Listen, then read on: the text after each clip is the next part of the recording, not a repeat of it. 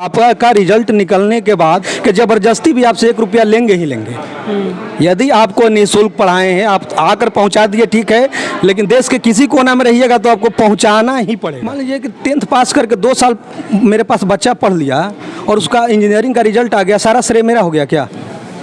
ये जो हो रहा है ना देश में, कहाँ नर्सरी से 10th तक के टीचर कहाँ चले गए कि यार इस पर तो फोटो लगा है, मेरा भी बच्चा वहाँ जाएगा, घर से मान लीजिए कि खेत बेचकर, ज़मीन बेचकर वहाँ भेज दिए।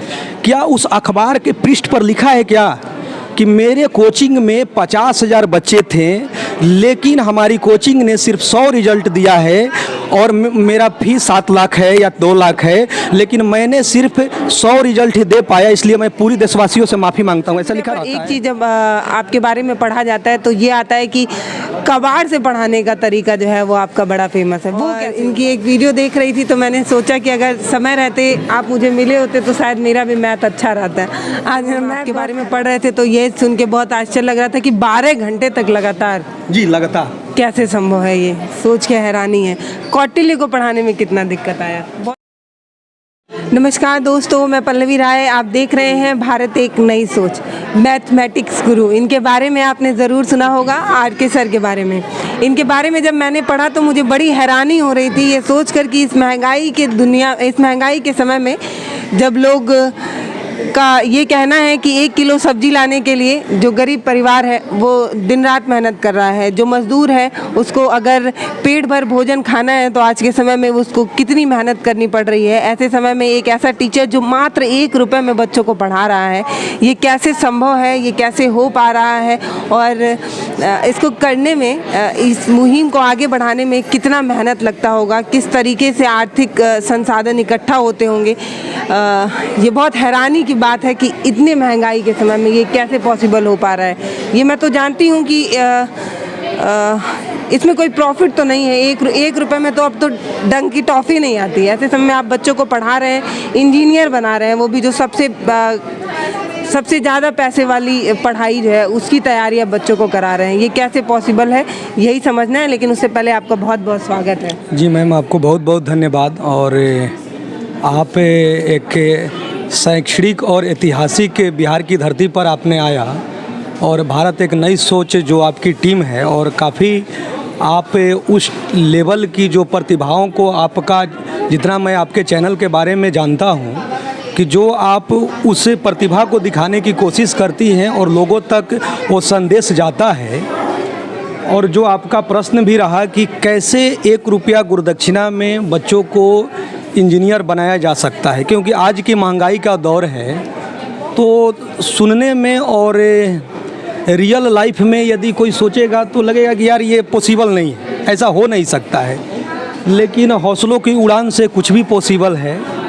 और एक मैं इसके उत्तर देने से पहले मैं एक 4 लाइन आपको ज़रूर बोलूँगा, क्योंकि जो गरीब तबके के नीचे से लेवल से जो भी प्रतिभाएं ऊपर उठती हैं उनके लिए मैं 4 पंक्तियां ज़रूर बोलूँगा कि मुझे यकीन है कि शहर छोटे होते हैं लेकिन लोगों के ख्वाब नहीं। मुझे यकीन है कि शहर छोटे होते हैं लेकिन लोगों के ख्वाब नहीं। मुझे यकीन है कि हार और जीत के बीच के फासले बड़े होते हैं परंतु नामुमकिन नहीं। मुझे यकीन है कि आदमी का कद उसके इरादों से मापा जाता है। करो यकीन खुद पर तो दुनिया तुम्हारी, क्योंकि जीतने वाले छोड़ते नहीं और छोड़ने वाले जीतते नहीं।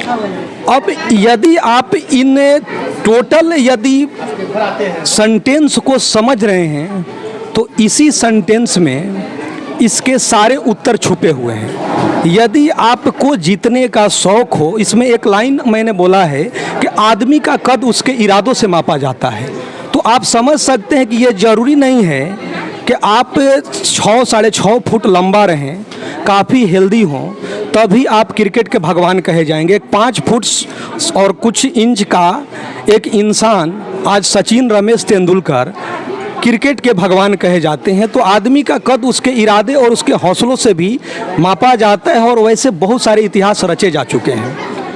तो जिस माहौल से हम लोग रहे हैं और जो गरीबी को हम लोगों ने देखा है, देखने का मतलब क्या है कि जैसे गरीबी के बहुत सारे रूप हैं। कहने का मतलब है कि आप घर से थोड़े से अच्छे हैं और बचपन में आपके पिताजी गुजर गए, तो अब बताइए कि कमाने वाला नहीं है तो कुछ, यदि आपके घर का ज़मीन है तो ज़मीन बेचकर सब्जी आएगा, उस ज़मीन को बेचकर आपका कपड़ा खरीदाएगा। कमाने वाला तो चाहिए ना, उस ज़मीन को बेचकर आपका स्कूल का फ़ी दिया जाएगा, ऐसा तो नहीं होगा। तो उस कष्ट को भी हमने देखा है। और जब 5 वर्ष की उम्र में ही पिताजी गुजर गए, उसके बाद मेरे बड़े भैया ने ऑटो खरीद कर और ऑटो रिक्शा से जो उस दौर में इनकम होता था, अब सोचिए कि उस दौर में एक लोकल शहर में शाम को जो इनकम होता था 80 रुपया 100 रुपया, उसी से परिवार चलता था।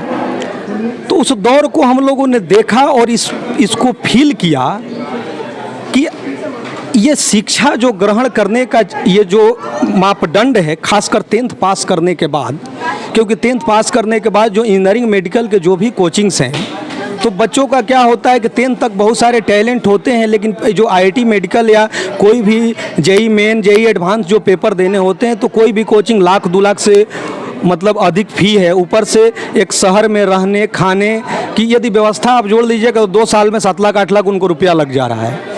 तो बातें आया कि आखिर 10th में जो बच्चे 90% से एबव लाए हैं या कुछ अच्छे मार्क्स लाए हैं, उसके पास हौसला है, वो इंजीनियर कैसे बनेगा।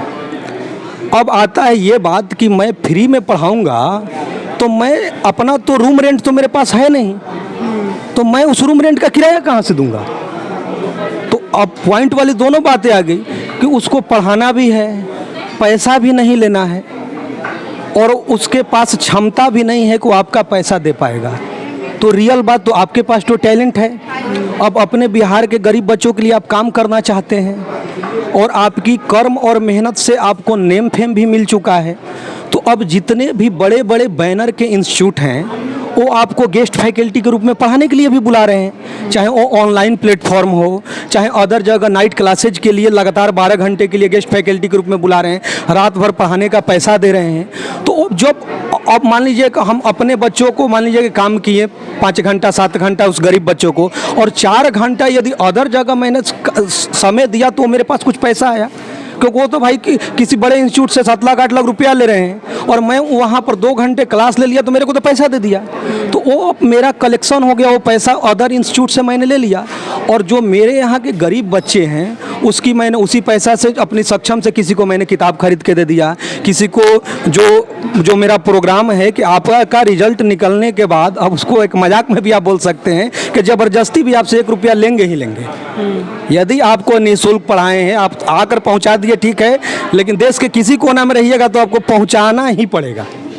हमें ऐसे तो प्रेम से ही पहुँचाते, जिसके लिए मान लीजिए 2 साल 3 साल आप काम किए हैं तो ज़रूर बच्चे करेंगे। तो मैं इसीलिए बोला कि सोच बड़ी हो तो हौसलों से कोई काम किया जा सकता है। ऐसा ये जरूर है कि मान लीजिए कि अब आप बार बार निगेटिव सोचेंगे कि 1 रुपया में कैसे पढ़ाएंगे, 1 रुपया में क्या किसी का परिवार चलेगा। अरे भाई 1 रुपया में उस बच्चे को पढ़ाया जा रहा है, वैसे सैकड़ों बच्चे प्रत्येक साल जो आ रहे हैं। अब एक आपको यूनिक मैं बात बता दे रहा हूँ, किसी का मैं नाम नहीं लूँगा, मैं यूनिक आपको एक बात बता रहा हूँ कि जैसे बहुत सारे लोग टेस्ट लेकर बच्चे को लेते हैं। तो मान लीजिए कि आप टेस्ट लेकर 30 40 50 बच्चे लिए, और जो बच्चे फेल कर गए उसको कौन पढ़ाएगा। आखिर वो 10th पास करके आया है, वो गरीब है, वो इंजीनियर ना बने, मान लीजिए आईआईटी ना करे, एनआईटी में जाने योग्य है ना, बिहार इंजीनियरिंग में जाने योग्य है ना, एयरफोर्स में जाने योग्य है ना, नेवी में जाने योग्य है ना, तो उसको 11th 12th का हम फ्री एजुकेशन क्यों नहीं देंगे। आज जिन लोगों को, अब भाई मीडिया ही तो बैनर देता है, लेकिन मैं ये बात कह रहा हूँ कि जो आपके टेस्ट में फेल हो गए उनको कौन पढ़ाएगा। अरे भाई उस बच्चे का आप इतने इस लेवल का टेस्ट लिया, उसमें तो क्वालिटी था, उसको कहीं भी छोड़ दीजिएगा वो पक्का रिजल्ट निकालेगा। लेकिन तो हमारी प्रोसेस क्या है कि जो सेलेक्टेड बच्चे को तो हम लोग अलग रखते हैं, जो नॉट क्वालिफाइड हुए हैं और जो पढ़ना चाह रहे हैं, जो टेस्ट में नहीं किए, उनको भी निःशुल्क पढ़ाते हैं। उसी में कोई एसटीएफ कमांडो बन गया बिहार पुलिस में, मान लीजिए कि कोई बच्चा नेवी में गया, कोई बच्चा आईआईटी ना किया, बिहार इंजीनियरिंग से गया, लेकिन फिर गेट क्वालिफाई करके एमटेक करने के लिए फिर आईआईटी तो पहुँच गया, फिर तो जाकर पहुँच गया। तो मैं और एक सबसे बड़ी बिंदु आपको बोलना चाहूँगा कि बताइए कि नर्सरी से 10th तक बच्चा पढ़ा तो कहीं ना कहीं उसमें 1 क्लास के टीचर का उसके रिजल्ट में योगदान होगा, 2 क्लास के टीचर, 3 क्लास के, 4 क्लास के उसके माता पिता का योगदान भी होगा। ये बताइए, मैं अपने को ही बोल रहा हूँ मान लीजिए कि 10th पास करके 2 साल मेरे पास बच्चा पढ़ लिया और उसका इंजीनियरिंग का रिजल्ट आ गया, सारा श्रेय मेरा हो गया क्या? ये जो हो रहा है ना देश में, कहाँ नर्सरी से 10th तक के टीचर कहाँ चले गए, उसके माता पिता कहाँ चले गए? हम उतने ही तिस्मार हैं तो सारे बच्चे हमारे सक्सेस क्यों नहीं हुए? आखिर 100% हो जाने चाहिए थे ना। आपको रियल बता दे रहे, जो भी बच्चा सक्सेस होता है वो अपनी उसका और उसके माता पिता का 70% से ऊपर योगदान है, या आप बोल सकते हैं 80% से ऊपर। बिना गुरु का ज्ञान नहीं होता है, 10-20% मान सकते हैं, लेकिन रियल उसके माता पिता का दिया हुआ संस्कार है। मान लीजिए कोई बच्चा कोटा दिल्ली पढ़ने जाता है ग्रामीण परिवेश के, अच्छे नंबर आने के बाद देखते हैं कि फेलुअर होकर आ जाता है, वहाँ गलत माहौल में रहता है, वही कहीं बच्चा जाकर सक्सेस कर जाता है। तो रियल टैलेंट उस बच्चे का होता है। जब भी इंजीनियरिंग का रिजल्ट आता है, मेरे बच्चे जब गुरुदक्षिणा देने आते हैं तो सबसे पहले मैं उसको कहता हूँ कि बचपन में जो नर्सरी LKG में पढ़ाए होंगे ना, तो उन टीचर से जाकर मिलना, क्योंकि कोई बच्चा उस नर्सरी LKG 1-2 के टीचर से मिल ही नहीं रहा है।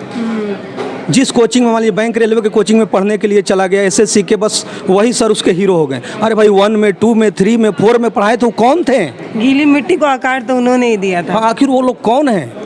और ये चीज़ होना भी चाहिए, क्योंकि कोई भी रिजल्ट आता है, आज देखते हैं, क्योंकि जब मैं जो बोल रहा हूँ आप समझ ही रहे होंगे कि मैं कहना क्या चाह रहा हूँ। चमत्कार कुछ नहीं होता है। जो हीरोपंती चल रहा है कि मैंने ये कर दिया, तो आपके बैच में का भी चलता है, 1000 का बैच चलता है, तो उसमें से एक IIT क्यों नहीं निकल रहा है? मैं नाम नहीं ले रहा हूँ, लेकिन आप समझ रहे हैं कि मैं क्या कह रहा हूँ। उस आप में यदि आप में वो जादू की छड़ी है, तो आपके मैथमेटिक्स क्लास का जो 1000 का बैच चल रहा है और वो साक्षात मान लीजिए पटना में वो कोचिंग भी है, तो उससे रिजल्ट क्यों नहीं आ रहा है? रियल बोलिए कि सारा हकीकत, बार बार मैं बोल रहा हूँ, बिना गुरु के ज्ञान नहीं होते हैं। गुरु मेहनत करते हैं, लेकिन क्या है कि माता पिता का दिया हुआ संस्कार और उस बच्चे को मेहनत का श्रेय देना है। और एक छोटी बात और मैं बोलूँगा, शिक्षा गजब की मार्केटिंग हो चुकी है। देश की बड़ी बड़ी संस्थाओं में मान लीजिए कि किसी में 50,000 बच्चे हैं, किसी में 20,000 हैं। एक अखबार का मान लीजिए फर्स्ट पृष्ठ है, अखबार के फर्स्ट पृष्ठ पर यदि 50 या 100 फोटो लग जाएगा तो पूरा एक फर्स्ट पृष्ठ तो पूरा भर जाता है। तो ये हमको बताइए कि देश के किसी इंस्टीट्यूट में मान लीजिए कि बहुत सारे, जो मैं देश की बड़ी बड़ी इंस्टीट्यूशंस की बात कर रहा हूँ, 10,000, 20,000, 50,000 बच्चे पढ़ते हैं, और अखबार का एक फर्स्ट पृष्ठ पर फोटो आता है 50 बच्चे का, और उसमें कोचिंग का मोबाइल नंबर भी रहता है, और गांव देहात के गार्जियन देखते हैं कि यार इस पर तो फोटो लगा है, मेरा भी बच्चा वहाँ जाएगा, घर से मान लीजिए कि खेत बेचकर, ज़मीन बेचकर वहाँ भेज दिए।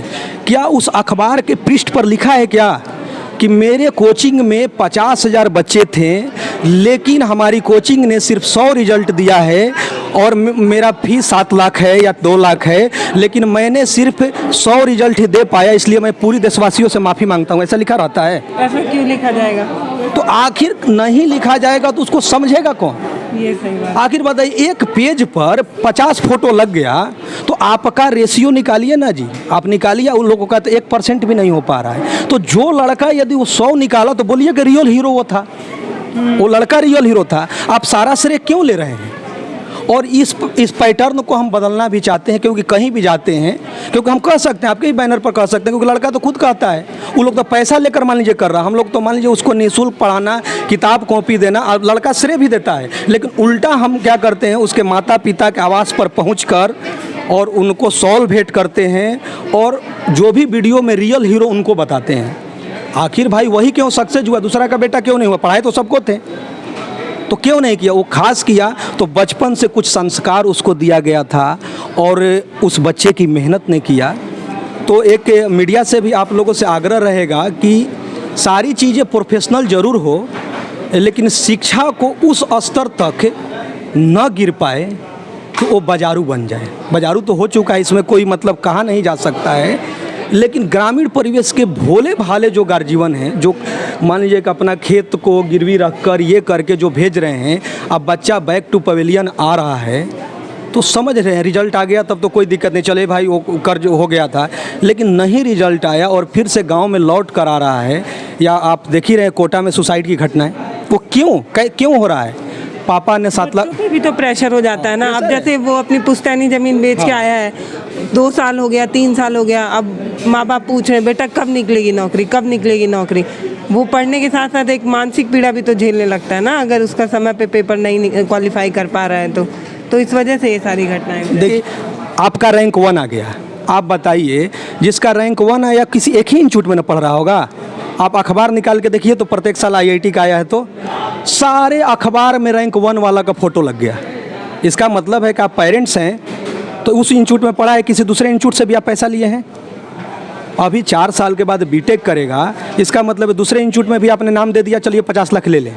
अदर इंस्टीट्यूट में भी आपने नाम दे दिया, चलिए 25 लाख ले लें। उस लड़का पहले से ही ये हो गया कि उसको एक अलग लेवल का भ्रष्टाचार आप बोल सकते हैं, अलग लेवल का। अभी आपका रिजल्ट आया, आप बताइए कि फ्लाइट से देश के सारे 10 इंस्टीट्यूट में आप पढ़ लेते हैं? ऐसा कभी पॉसिबल है? हर साल का रैंक 1 IIT मेडिकल का आप निकाल के देखिए, देश के जितने भी भारत के जैसे 10-15 टॉप इंस्टीट्यूट हैं, सारा उसको फोटो लगाता है। ये कैसे संभव है सर कि एक लड़का सारे इंस्टीट्यूट में पढ़ लेगा? ऐसा मैम संभव है? ये क्यों हो रहा है? यदि हो भी रहा है तो पब्लिक देख रहा है, तो क्या पब्लिक उसको कैसे मतलब ये कर रहा है कि नहीं भाई इसमें भी आया था? क्योंकि इंस्टीट्यूशंस का तो हम नाम नहीं लेंगे, लेकिन आप लोग मीडिया से हैं तो उस जब भी रिजल्ट आएगा तो उस दिन का सारे दैनिक भास्कर, जागरण, हिंदुस्तान, आपको पंजाब केसरी, सब अखबार निकालिए और देखिए एक ही लड़का का फोटो सारे इंस्टीट्यूट में है। क्यों है ऐसा? शिक्षा के स्तर को मैं आग्रह करूंगा कि वैसे न लाया जाए और पेरेंट्स से भी आग्रह करूंगा कि आखिर आपका बच्चा बिना आपके परमिशन से कोई अदर इंस्टीट्यूट कैसे आपका फ़ोटो लगा देगा? कैसे लगा देगा?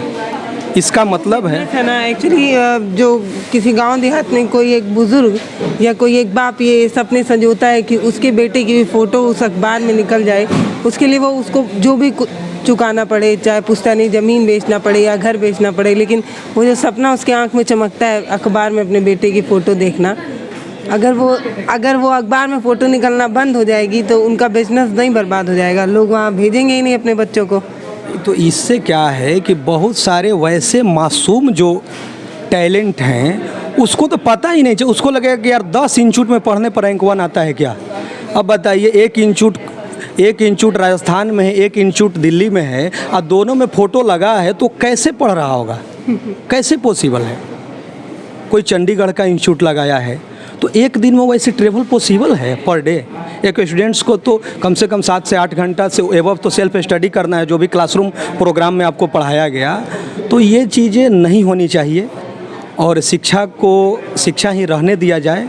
और सत्य चीज़ें क्या होती है कि कहीं ना कहीं आपको विलम्ब से उसके आशीर्वाद मिलते हैं, लेकिन काफ़ी वो टिकाऊ होता है। आप अपनी मुहिम के बारे में थोड़ा बताइए कि अभी तक कितने बच्चों को आपने पढ़ाया जिनकी ज़िंदगी बदली? क्या वो वापस मुड़ के आपके इस मुहिम में योगदान दे रहे हैं या नहीं दे रहे हैं?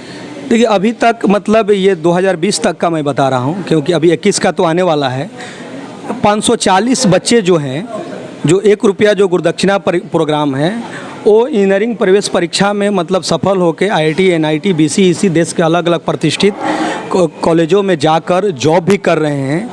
हाँ, उनमें ऐसा मैं नहीं कह रहा हूँ कि सब, लेकिन उनको मैं एक सलाह देता हूँ कि कभी भी छुट्टी में आप आइए तो कहीं ना कहीं आपको यदि आते हैं तो इंस्टीट्यूट में आप समय दीजिए। गांव आते हैं तो झुग्गी झोपड़ी वाले जो बच्चे हैं जो शिक्षा से काफ़ी दूर हैं, 5 दिन ही आइए। उनको पैसों से भी वो लोग मजबूत हो चुके हैं, बड़े बड़े ऑफिसर्स हो चुके हैं, उनको हेल्प कीजिए, शिक्षा को डेवलप कीजिए। हाँ, जहाँ आप जॉब करते हैं तो शाम को समय मिलता है तो कहीं ना कहीं भारत के कहीं ना कहीं हर सेक्टर में कहीं ना कहीं कुछ एरिया में वैसे गरीब कॉलोनी होते हैं, जो बच्चे होते हैं झुग्गी झोपड़ी, वहाँ इसको आगे बढ़ाइए। और वो करते भी हैं, ऐसा नहीं है, करते भी हैं। हाँ, ये नहीं है कि सभी करते हैं, क्योंकि कुछ बच्चे ऐसे होते हैं कि वो गरीबी से अमीरी पे पहुंच जाते हैं, उनको हेल्प मिल गया टीचर से, जो भी हो गया, तो कुछ भूल जाते हैं। ये रियलिटी है, इसमें कहने में हमको कोई नहीं है, लेकिन ये भी सत्य है कि बहुत सारे बच्चे हैं वो आज भी ज़मीन से जुड़े। सोशल मीडिया पर एक चीज़ जब आपके बारे में पढ़ा जाता है तो सोशल मीडिया पर एक चीज़ जब आपके बारे में पढ़ा जाता है तो ये आता है कि कबाड़ से पढ़ाने का तरीका जो है वो आपका बड़ा फेमस है। वो कैसे हो पाता है? अपने पढ़ाने के तरीके से काफ़ी फेमस हैं और इनकी एक वीडियो देख रही थी तो मैंने सोचा कि अगर समय रहते आप मुझे मिले होते तो शायद मेरा भी मैथ अच्छा रहता। आज मेरा मैथ बहुत ख़राब है। थे जब हम आपके बारे में पढ़ रहे थे तो ये सुन के बहुत आश्चर्य लग रहा था कि 12 घंटे तक लगातार। जी, लगातार कैसे संभव है? ये सोच के हैरानी है। कौटिल्य को पढ़ाने में कितना दिक्कत आया?